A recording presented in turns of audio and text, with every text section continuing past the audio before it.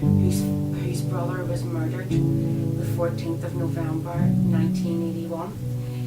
He was murdered doing a day's work by the Provisional IRA, and what we want to do is capture Roy's journey that he's been on, and how it's been to get as far as he is, and where he hopes and his aspirations will be for the future. Roy, I'd like to thank you very much. Roy, if you don't mind, would you like to tell me about what happened that day? Well, it was a Saturday morning at 11:30, or in around 11:30, and I was sitting having the breakfast, and I heard these bang, bang, bang, which I took with shots, and I wasn't sure, so I just kept on at my breakfast, and next minute I heard bang, bang again. So I got up and walked out to the front door, and when I got to the end of the path, a woman who lived at the top of the street says to me, "Roy, you better go up there, your brother's laying up there on the ground." So I made my way up to the community centre's front doors, and the brother was laying outside the front door of the community centre, and then he still had a pulse, and I run up, and we couldn't find exactly. He was shot in the back of the head, and we weren't sure where he was shot, in the chest, front or back, we weren't sure.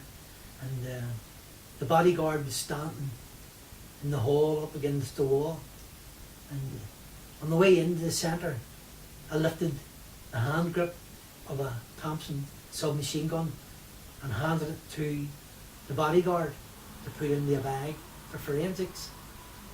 And the bodyguard seemed all mixed up and didn't know where he was in shock. So I could do nothing for the bodyguard. But Robert Bradford was laying in the office, dead, so he was. I think they must have shot him about 7 or 8 times. And it was ages before the ambulance arrived, and the doctors and all arrived, and the police arrived, and then the panic set in then when they all started arriving, and all the kids was running all around the outside of the community centre, and they didn't know where to go to.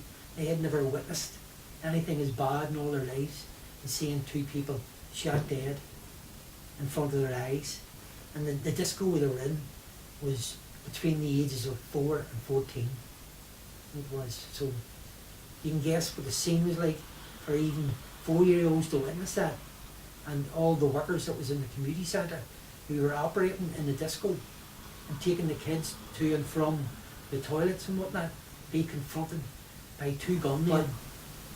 They were very easy to identify because they were very pock-marked skin, and they had long straggly hair, and one had a very bushy moustache, which we've now identified him, and we've identified the ones with the very pock-marked skin.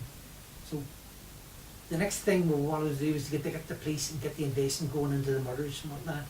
But from then on, everything went quiet, and from that there, it seemed to be that the murder just went to closure, as if there was nothing more they could do. They couldn't identify the killers and whatnot, and the HIT teams was coming in 10 years later, and they were saying that the only way they're ever going to be caught is if they turn good living and give themselves up.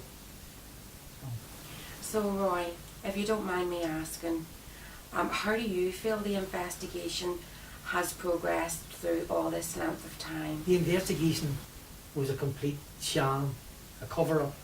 It was I spoke to a fella in 1982, 1 year after the murders, and he was able to say to me that your brother was murdered by the British security forces, and that was in 1982. And then the investigation went nowhere with the RUC when they were investigating it. And then along came a Force Research Unit officer who says that there's a massive cover-up going on in the Bradford and Campbell's murder, and it shouldn't be allowed to go on. And that was, from that came out, that's when I started to do investigations myself with other people. And looking for names and faces and whatnot, and then we started to investigate ourselves. So Roy, I have in front of me the Hitch ET report into your brother's murder. There's several things that stick out to me, but I have to say it's absolutely horrendous.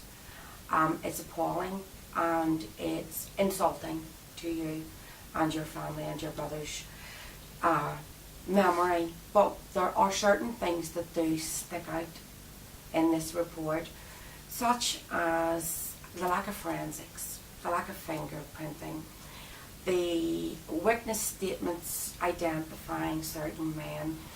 Then through the investigation of the police, these men are identified. They are never prosecuted. In fact, they are never even arrested, and their names then are removed. How do you feel about that? Disgrace that one man had identified one of the killers, and that was wiped out of the report. So it was.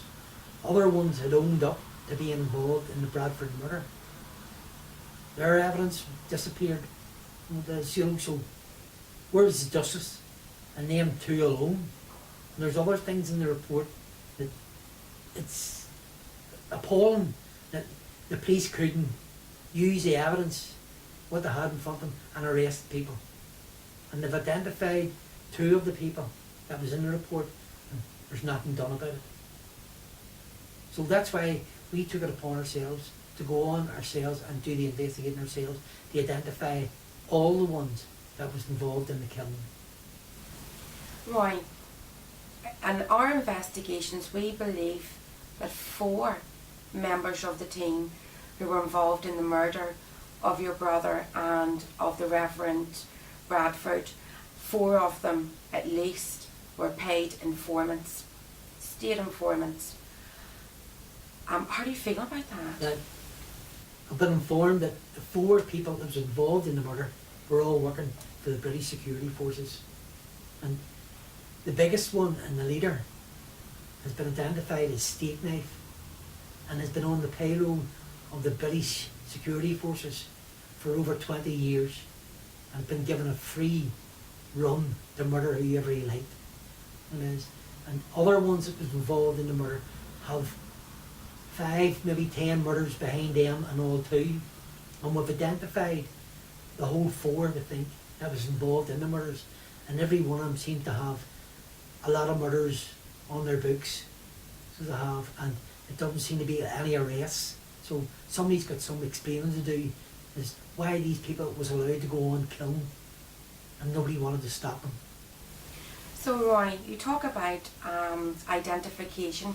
Can you explain to me how these men were identified? In what way were they identified? Well, there was 3 witnesses that was standing in the hallway when the murders was committed, and the 3 witnesses have identified every one of the gunmen that was in the hallway, and the one that was from Unity Flats standing outside with a Thompson submachine gun. They've all been named and shamed.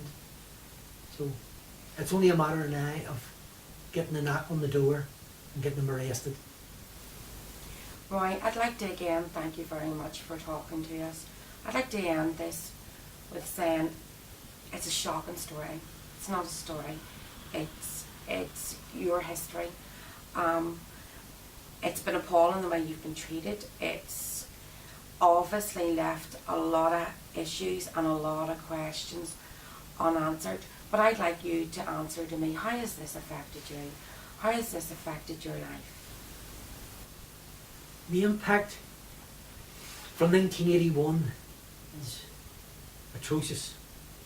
And not only myself, but all the young kids that was in the community centre disco that morning, 4 to 14. How are they expected to live with that the rest of their lives, having to run by bodies, lying in the community centre and lying outside it? I have to pass it every day, so I have, and they expect you to get on with life. People's told me that you're not a victim, your brother was a victim, and you're not a victim. So I've got to get on with that and say, like, what does a victim mean? So not only me, but a lot of people will never get over that the rest of their lives. They've got to live with what they seen that day. And then to find out that from 1981 they were still allowed to go on killing, and I'm talking over 20 more, maybe 30 more killings. This is when you want justice for it, and you see behind your back that the killing is just going on, and it's state-sponsored killing. So it is. And I will live with that the rest of my life. But the gunmen and the killers have got a bigger thing awaiting them to get justice. And they will get justice in the end. And we will hunt them down till we get them. And then we'll get justice when they're seeing them going down for the rest of their lives. And the British security forces will not be able to stop that.